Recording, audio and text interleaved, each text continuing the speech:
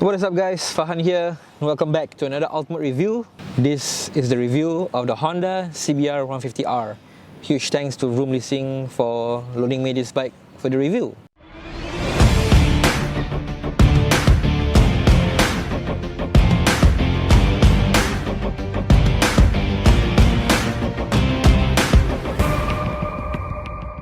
Hey guys, you may have known about Xtol Global. We've been promoting them for quite some time now in our videos. They're not a bike shop, nor are they a dealer. They're a finance house that specializes on motorcycle financing. And as you guys know, COE prices are through the roof right now, with price increases even affecting the second-hand market. On top of offering competitive interest rates compared to bike shops and other finance houses, Xtol and us have come up with a promo for you guys. 10% off admin fee when you mention Tambak Overlanders. If you're interested, do fill in the Google form in the link in the description below. And contacted by the friendly representative at Xtol, do code Tambak Overlanders for the 10% off admin fee. Now back to the video. Alright guys, so this is the riding review of the Honda CBR150R. Basically it's Honda's Class 2B sports bike and in direct competition with the Yamaha R15. So take note that this is the V3, and recently in Indonesia this year, to be exact, they recently released the 4th generation of the Honda CBR150R. For me, I don't see much differences other than the fork has been inverted. It's mostly mechanically similar lah. So we're gonna mount on the bike now. Oh, at a weight of 139 kg, this is one of the lightest bikes that I've ever ridden on, especially for a Class 2B. Of course, it's a sports bike, it's meant to be light. The ride height is 78.7 cm, pretty much flat-footed on the ground right now. Gonna be an awesome ride lah. I suspect lah. So starting it up uses a key, and put the key in the ignition, twist the ignition, and you can see the blue backlight of the LCD display lighting up, which looks pretty awesome and beautiful in my personal opinion. And riding posture, okay, you're leaning forward quite a bit, but not as aggressive as the R15M. The R15M, I'm really leaning forward. All the weight is transferred to my palms on the R15M, but this one is pretty okay. I think it's slightly aggressive, but not that aggressive lah, I would say. Okay, so we got a 12-liter fuel tank, which is pretty huge considering the size of the bike, with a projected consumption of 42.4 km. Okay lah, starting it up, pretty straightforward. Okay, no need to clutch in, just press the starter button over here. Oh, and let's get going. So first impressions when you're riding it, cannot help it but to say that this bike is very nimble. I mean, the handling is really tip-top on this, and also on how much the bike sticks to the ground. You know, the traction on this is really good, and you feel in total control of the CBR150R. The bike's handling is really awesome on this. I mean, when you're riding the bike, so the performance wise, I think it performs somewhat average, typical Class 2B kind of performance. I would say that the R15M has slightly better performance, it's slightly faster, but the CBR150R, in terms of handling, I think the CBR150R is slightly better lah, because I'm leaning and negotiating corners really effortlessly on this bike. So the handling on this is really tip-top lah. I really praise highly on the handling on the CBR150R. Right, so let's go inside NTU. Actually, my first time coming here, I don't know what to expect, but I think there shouldn't be a lot of vehicles, considering that there's so much less traffic here. But still, we cannot avoid traffic lights lah. So with the awesome handling on this bike, I can vouch that Class 2B newbies fresh out of riding school, they're able to handle this bike perfectly, no issues at all. I think they will need to get used to the riding posture of the bike lah, which is this typical sports bike position. You know, you are leaning forward quite a bit, your legs are folded in even more, and the driving school bikes, it's not aggressive, right? It's a comfortable sitting position. You know, the CB190R, it behaves much more like a street bike, you know, as opposed to a sports bike, given the bike's target audience is meant for young riders who want a sports bike, and particularly for developing markets, they want to make it affordable for young riders to own a sports bike, and in this case a CBR, Honda branded CBR sports bike, and to have the look and the feel of a CBR bike with the affordability that riders from developing markets can afford. As a street bike, no issue lah. I mean, stop traffic, slow traffic, no issues with this bike. It's not that overpowering, so you're able to tame it on city streets, traffic, go in between cars and everything. I think it's a really comfortable bike to ride on lah. And yeah, I think going long distances with this, maybe up to Melaka or Desaru, I probably find this bike comfortable to ride on as opposed to the R15M, because the R15M is a bit tad too aggressive for me. But this bike, oh, pretty awesome, man. Loving it. A successor to the legendary two-stroke NSR 150, the Honda CBR150R is a series of sports bikes made by Honda Indonesia. Marketed mainly for developing markets, the CBR150R provides a window into the CBR series with the look and the CBR branding and design, in hopes that young owners will eventually step up to the bigger CC cousins, building loyalty to Honda and the CBR brand. Engine is shared with the Honda RS150R, a 149.2cc liquid-cooled single-cylinder 4-stroke 4-valve UHC with fuel injection and a 6-speed manual transmission. Right guys, so as usual, we're gonna start off with the riding position. So sitting on this bike right now, you're leaning forward quite a bit. Your legs are folded in quite a bit, so it's this kind of semi-aggressive riding position, which is not that bad, honestly. Much better than the Yamaha R15M that I tested earlier. The full weight of my body is not on my palms right now. Maybe because maybe because some of the riders actually give me tips. They say that I need to grip the tank, use my body instead of my hands to relieve pressure on my palms. But overall, I think it's a more comfortable and better sitting position, in my personal opinion. Okay, so I'm 165 and at a ride height of 78.7 cm. I'm pretty much flat-footed on the ground. So I think vertically challenged riders, lady riders, wouldn't have any issues with this bike, and I get that why the CBR150R is very popular amongst lady riders because the height is not that intimidating. Coupled with the weight of 139 kg, this bike is pretty easy to handle. So let's talk about the general design of the CBR150R. So take note, this is the third generation of the CBR150R. This is sharp, angular design with almost no curved lines. Provides an aggressive outlook, pointy front, pointy rear. Looks bulky and gives off a big bike look to it, you know. And it's actually similar in design with the CBR250RR, with slight cosmetic differences, and design cues are very much in line with the rest of the CBR series. In my personal opinion, it's a nice design, up to date with the current design trends. And for your info, the 4th generation, the design has been tweaked slightly, but mostly the same as with the 3rd generation. And so far, the 2022 model is currently an Indonesian exclusive. It's not exported out of the country yet. So we gotta talk about the handlebar controls.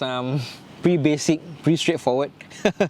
Nothing too complicated, and not much buttons to toggle with, given that this bike has not much riding technology on it. Just to mention, there's no riding modes, the ABS cannot be turned off, no traction control also. And also, I'm pretty disappointed that Honda missed out on the kill switch and the hazard light once again. I think this is a trend for them. Could have been better with those two features, but otherwise pretty plain looking and nothing much to worry about lah. And the gauge cluster is a full LCD, so as you can see, this particular gauge cluster is shared among all of the Class 2B Honda bikes like the RS150, the CB150X. So a bit of cost savings there for Honda lah. And obviously we gotta talk about riding tech of the Honda CBR150R. Very modest in my personal opinion, okay.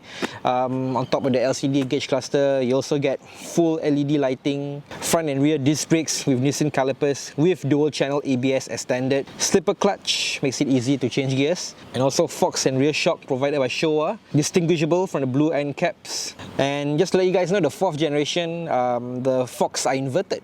Horn check for the Honda CBR150R.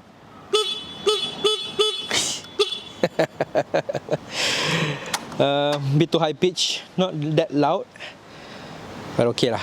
And also we gotta talk about the color offerings of the Honda CBR150R. So for this particular bike being reviewed right now is the Repsol Special Edition. Okay, obviously this is inspired by the MotoGP HRC colors, and obviously it's orange, my favorite color.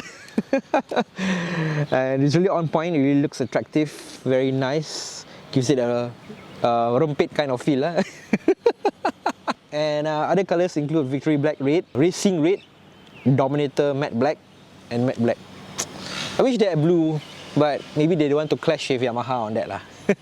So before we talk about the price, just to let you guys know, this Honda CBR150R is not officially brought in by Honda Bunsil. You miss out on the dealer warranty and support lah. So definitely the support lies with the workshops they brought this in lah. So on Carousel, I found like only 2 listings for the 3rd generation. Apparently the CBR150R is not a popular bike, unlike the R15. Both are used, so 12,000, and another one is 12,150. Or you can trade with him at Aerox lah. I think maybe the guy don't want to change gears, that's why. So basically that's it lah. No new bikes listed for sale, and the rest are all $0 right away lah. So yeah. And the suspension is kind of okay, I would say. I wouldn't say it's good, because you can still feel every bump, every road imperfection, even the humps also. You obviously feel it, right? But it's okay lah. But it's not that bad lah, I would say. I would say it's somewhat average lah. So you're going uphill now. And the bike struggles a bit as you're going uphill.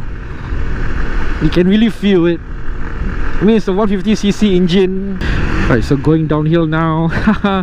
We got winding. We got a winding road right in front of us, but these humps really don't do justice lah. So it's not like the gap, yeah. Like you can enjoy these corners. I think you can track this bike if you want to, given the awesome handling and how this bike just wants to stick to the ground, you know. Like I feel really confident going low and leaning into the corners. It's a pretty awesome ride. So I think at the track it'll be pretty awesome lah. Like you want to negotiate this corner right here. Oh man, damn. I'm like at Myeongson or what and the road is perfect. I think I can really play the corners with the CBR150R confidently. So maybe we're gonna make a U-turn right here and play the roundabout. And the way this bike sticks to the ground, oh man, it's really awesome. And it's not really a fast bike, okay. It shares the same engine as the CB150R, the RS150. The CB200X, performance wise, is somewhat average, I would say. But for a class 2B and for a beginner rider wanting to get into sports bikes, I think it's more than enough lah. You don't really need speed with this bike, and some more in Singapore roads. I think for a class 2B newbie, you don't really need speed, but you need the awesome handling lah to get used to riding such a bike lah.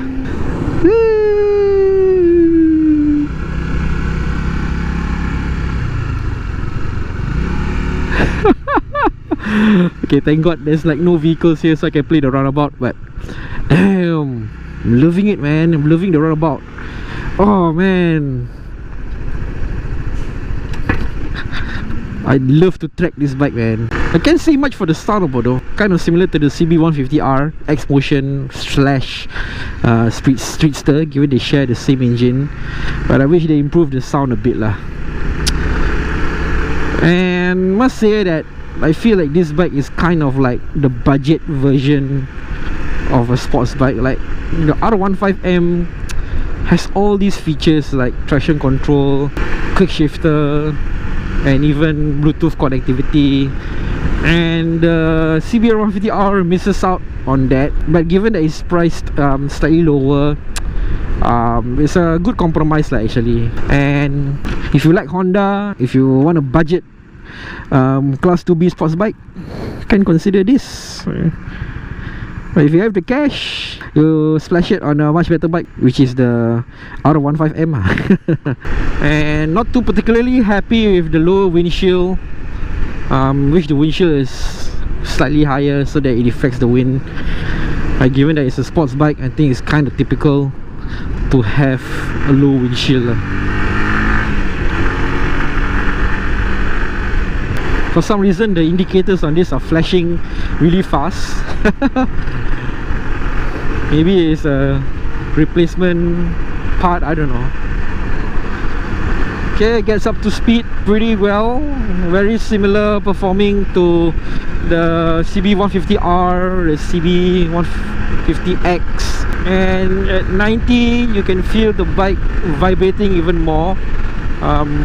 My palms are really irritated by the vibration.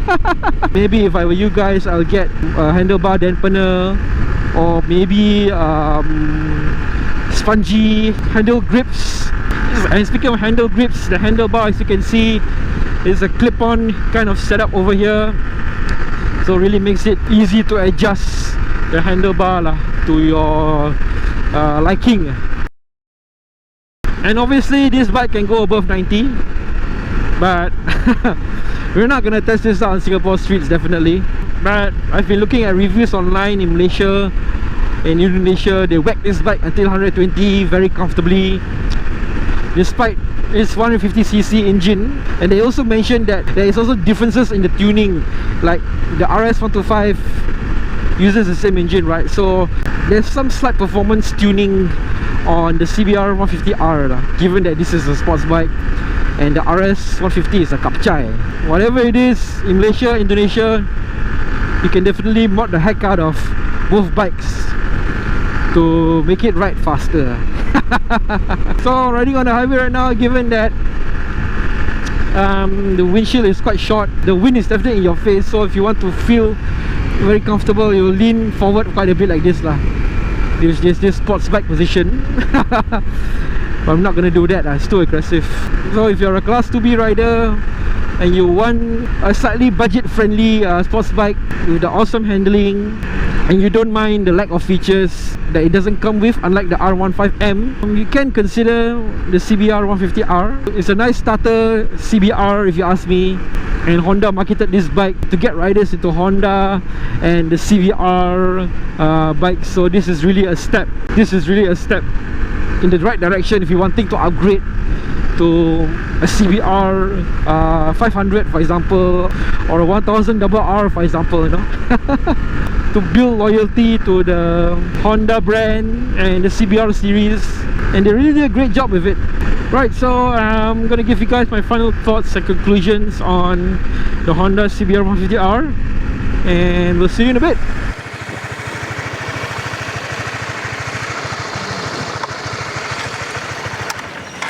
Right guys, so I had like 1.5 days with the bike. Yesterday I've been riding it the whole day, and today I'm gonna return it. Basically, my personal opinion, I think it's a awesome class 2B bike, sports bike. It handles pretty well, very nimble, very agile. The tires really stick on the road, and you cannot go wrong with the handling on this bike lah.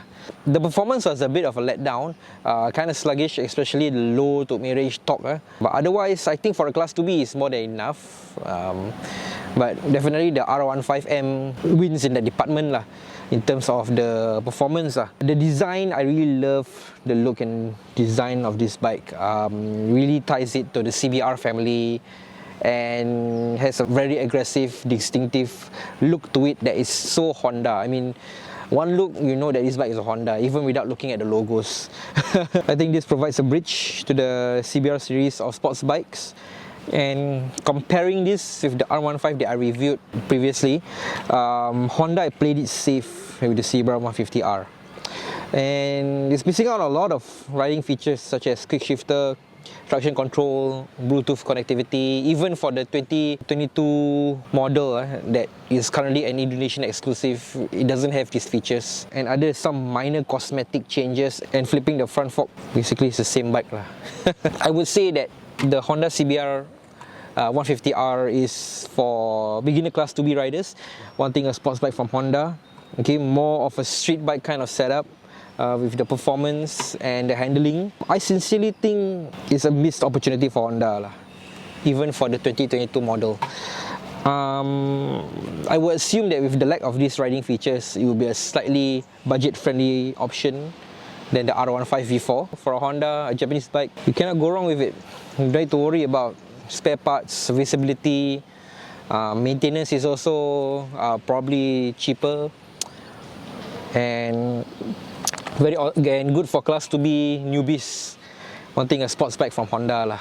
Right, so once again, this bike has been loaned out to me by Vroom Leasing, and really appreciate their support. They have a lot of other bikes for rental. You can check out their Facebook page and their Instagram for the list of bikes that they have. Yeah, that's it for the vlog, and we will see you in the next one.